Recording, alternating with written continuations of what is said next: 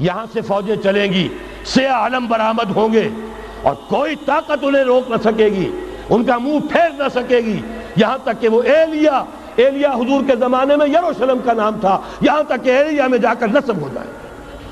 گویا کہ یہ جو ہمارے ہاتھ سے نکلا ہے قبضے سے، پہلے بھی عربوں کے ہاتھوں سے نکلا تھا بیت المقدس، یروشلم، عرب واپس نہیں لے سکے تھے۔ کرد خون صلاح الدین ایوبی اس نے واپس لیا، عربوں میں دم نہیں رہا تھا، عیاشیوں کی وجہ سے کھوکھلے ہو چکے تھے۔ میں تجھ کو بتاتا ہوں تقدیر امم کیا ہے، شمشیر و سنا اول، طاؤس و رباب آخر۔ یہی وجہ ہے کہ تقریباً 20 صدی کے بعد ان کی حکومت ختم۔ آشمارا حق بود گر خون بارک بر زمین، بر زوال ملک مستعصم امیر المومنی۔ یہ ہوا کہ نہیں ہوا؟ جبکہ آئے ہیں تاتاری ہورڈز، اور جنہوں نے کہ آخری خلیفہ بنو عباس اسے محل میں سے نکالا، ایک کھال کے اندر لپیٹ کر اور اپنے گھوڑوں کے سوؤں تلے کچل دیا۔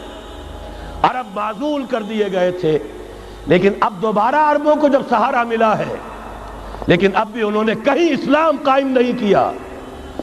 کوئی روس کا غلام رہا، کوئی امریکہ کا غلام رہا، کسی نے اس کا ساتھ دیا، کسی نے اس کا ساتھ دیا۔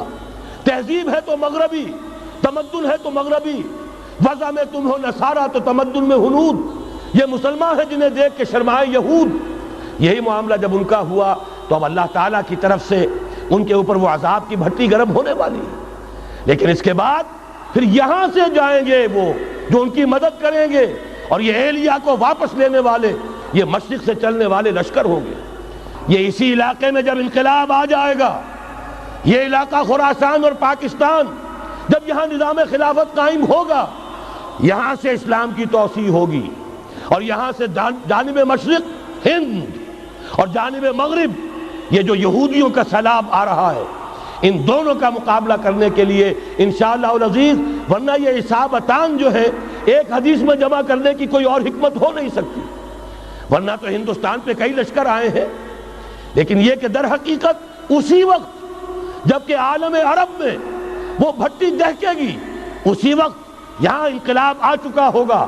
ایک طرف یہاں سے مدد کے لیے لشکر جائیں گے کہ جو مسلمان عرب جو ہیں ان کی مدد کریں گے، حضرت مہدی کے جھنڈے تلے لڑیں گے، حضرت مہدی کی حکومت کو مستحکم کریں گے، یؤتون علی المہدی۔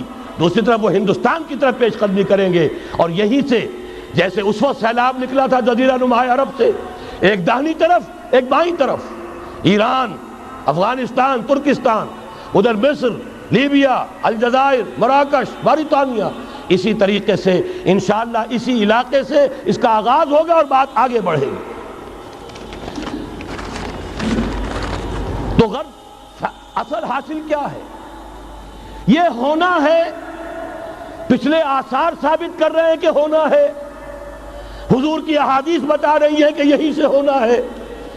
ہوا صرف یہ ہے ہم بھٹک گئے، ہمیں اپنی منزل یاد نہ رہی۔ میں تو بہرحال ان لوگوں میں سے ہوں جنہوں نے نعرے لگائے تھے پاکستان کا مطلب کیا، لا الہ الا اللہ۔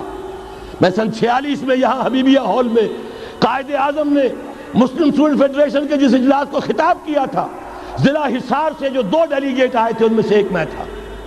میں نے بہرحال اس تحریک میں بھی حصہ لیا ہے، ایک ننھے کارکن کی حیثیت سے لیا ہے، پھر حالات کو بدلتے اپنے آنکھوں سے دیکھا ہے، ہم کہاں سے کہاں جا پہنچے ہیں۔